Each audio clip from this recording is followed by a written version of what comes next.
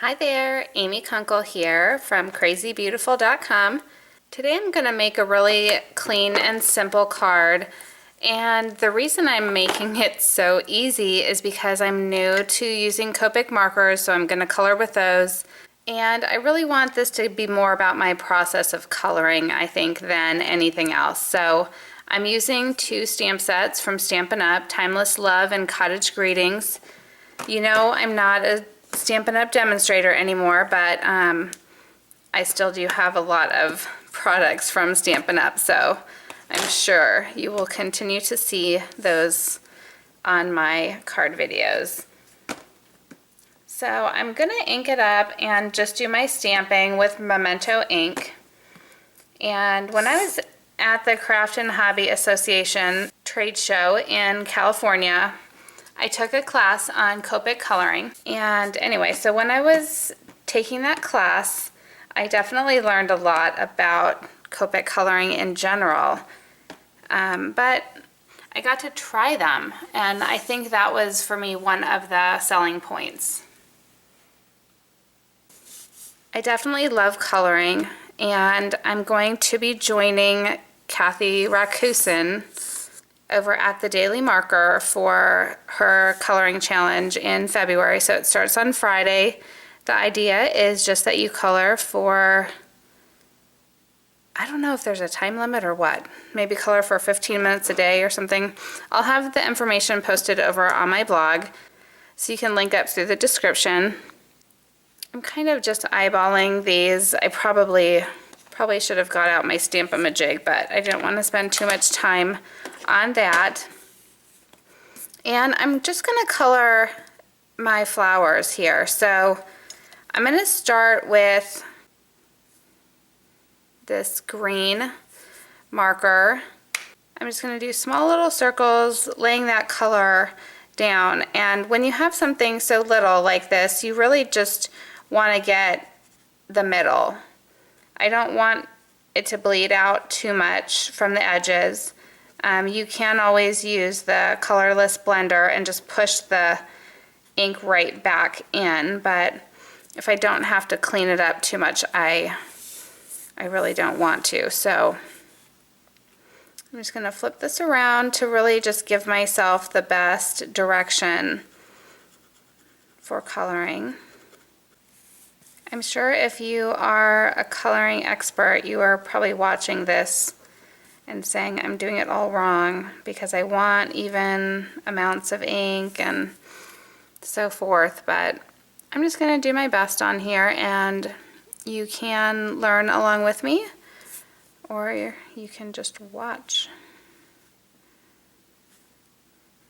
Can't really tell what is green here, so I'm just going to go ahead and pick what I think is green, and then starting over here again, I'm just gonna lay down that next level of color, and I'm gonna do that kind of by flicking, and that is definitely like a professional term. The instructor at the Copic coloring class used the word flicking, so I'm just gonna flick some color up through the middle. Add that next layer of color. In the coloring class, they actually taught us a lot about color theory. So I thought, this is really interesting. I'm learning a ton. So I'm gonna go with these two colors, BG10 and BG15. And that's really just because I love this kind of coral, not coral, I love this teal color, so I'm just going to add my base color of this lightest one here.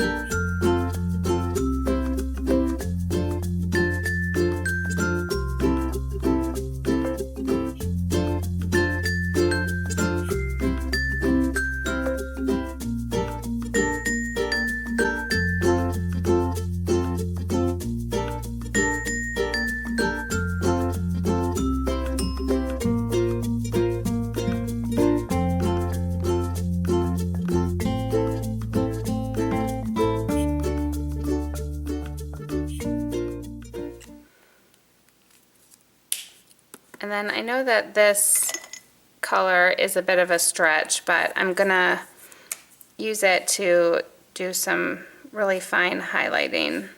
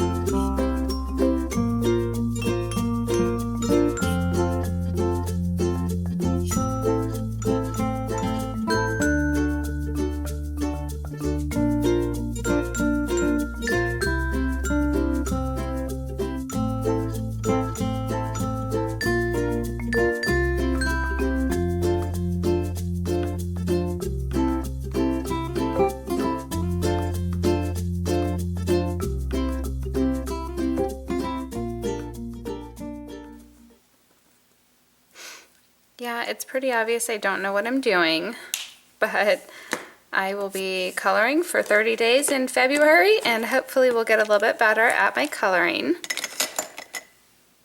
I did pretty good getting even coloring on the back. You can see that you can pretty much tell what the picture is, at least. So I know that's kind of a test for your Copic coloring.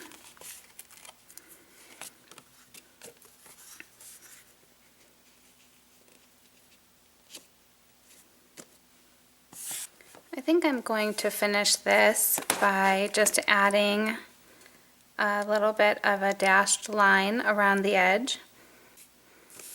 Nothing much, just something to kind of take away that little goober that I did there.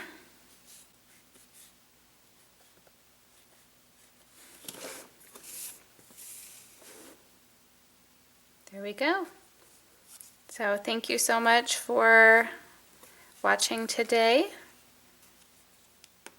I'll put some pictures over on my blog and more information about the coloring challenge for the daily marker. Bye.